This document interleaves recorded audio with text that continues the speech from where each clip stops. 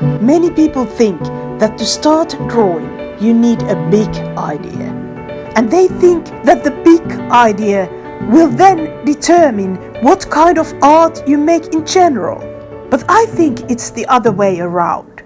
To start drawing, you only need something small and simple. For example, a heart. Drawing hearts does not define you. How you play with them is more important. The same applies to all shapes and other simple ideas. They are seeds, and your art is the plant that grows when you water it.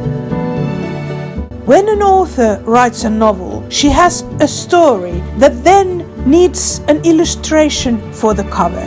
But the birth of a story can also be different, more image-based.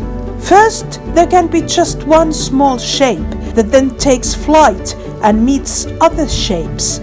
And from all that, words and thoughts slowly start to emerge. Drawing is the thinking that we need to connect with the non-verbal side of us.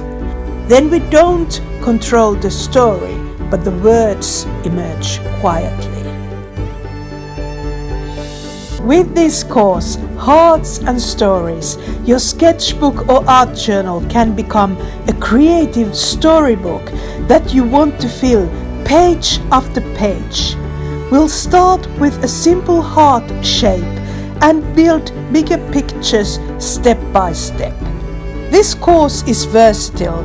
If you don't like to draw faces, draw flowers or animals instead.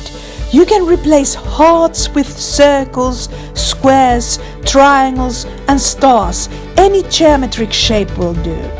The projects have both techniques and expression. We don't copy reference photos, but draw freely and focus on the atmosphere. The idea is to get you hooked on creating art.